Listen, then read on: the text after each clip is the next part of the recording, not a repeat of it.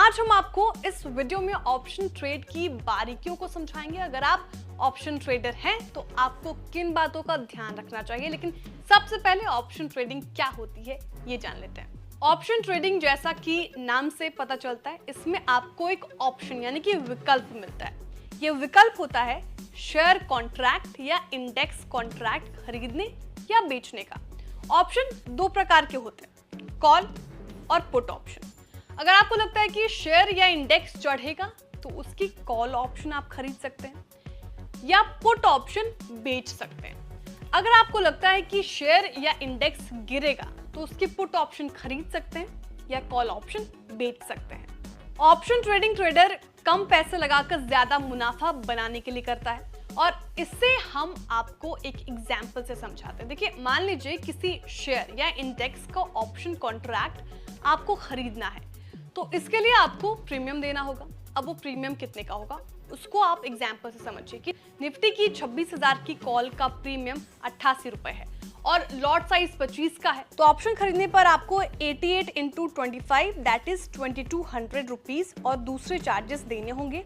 Expiry पर Nifty 26,000 या उसके नीचे रहा तो आपको ज्यादातर 2200 रुपए का ही लॉस होगा और अगर निफ्टी 26,088 रुपए एक्सपायर हुआ तो आपको मुनाफा होगा।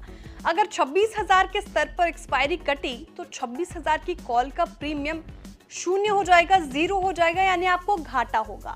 और 26,100 के स्तर पर एक्सपायरी पर 26,000 कॉल का प्रीमियम 100 रुपए है, मतलब प्रति लॉट 300 रुपए का मुनाफा होगा।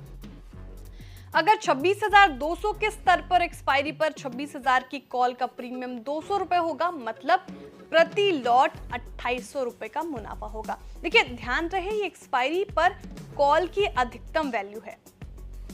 एक्सपायरी से पहले ग्रीक्स के आधार पर ऑप्शन की वैल्यू बढ़ती घटती रहेगी। आपको बता दें कि ऑप्शन सेलिंग पर मार्जिन ज्यादा लगता है और अगर आपने कॉल बेच रखी हो तो जितना बाजार ऊपर जाएगा उसी अनुपात में आपका नुकसान बढ़ता जाएगा। ऑप्शन सेलिंग रिस्की होता है, लेकिन क्योंकि समय के साथ ऑप्शन के प्रीमियम गलते हैं तो संस्थागत निवेशक और एचएनआईज आमतौर पर ऑप्शन सेलिंग करते हैं। कॉल ऑप्शन कॉन्ट्रैक्ट की कीमत शेयर के भाव से लिंक होती है। शेयर का भाव बढ़ता है तो कॉल ऑप्शन के कॉन्ट्रैक्ट का भाव भी बढ़ता है और अगर शेयर का भाव गिरता है तो कॉल ऑप्शन के कॉन्ट्रैक्ट का भाव भी गिरता है।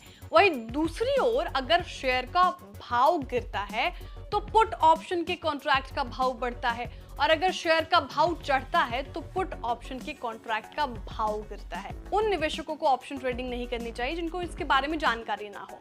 दिग्गज निवेशक भी ऑप्शन ट्रेडिंग से दूर रहने की सलाह देते हैं। वार्निंग के बावजूद भी अगर आप ऑप्शन ट्रेडिंग करना चाहते हैं तो कुछ बातों का ध्यान हमेशा रखें। पहली, बिना सीखे ऑप्शन ट्रेडिंग कभी ना करें। मतलब ये कि शेयर बाजार को सट्टा बाजार मानकर पैसा नहीं लगाएं।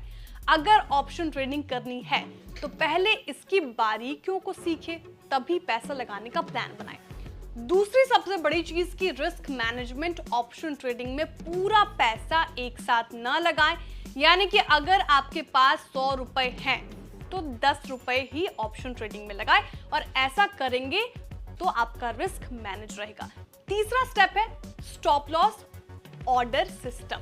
तो स्टॉप लॉस ऑर्डर सिस्टम में लगाए। कई बार ऐसा होता है कि आप ट्रेड ले लेते हैं और सिस्टम में स्टॉप लॉस नहीं लगाते, बल्कि स्टॉप लॉस लगाने के लिए मार्केट के बर्ताव का इंतजार करते हैं। ऑप्शन ट्रेडिंग में ऐसा बिल्कुल ना करें, क्योंकि अगर स्टॉप लॉस नहीं होगा तो अगर आपका व्यू गलत चला गया तो नुकसान बढ़ सकता है। देखिए, चौथा सबसे बड़ा इंपॉर्टेंट पॉइंट ये है कि इन्वेस्ट पर ट्रेड करने से बचना चाहिए। बड़े इवेंट्स पर ऑप्शन ट्रेड लेने से बचना चाहिए, क्योंकि देखा गया है कि बड़े इवेंट्स जैसे कि चुनाव के नतीजे या कंपनियों के नतीजे जैसे इवेंट पर बाजार या किसी शेयर में उतार चढ़ाव की बड़ी गुंजाइश बनी रहती है। ऐसी स्थिति में ऑप्शन ट्रेड नहीं लेना चाहिए, क्योंकि ऐसे में चार्ट्स और ऑप्शन रणनीति में फेल भी हो जाती है।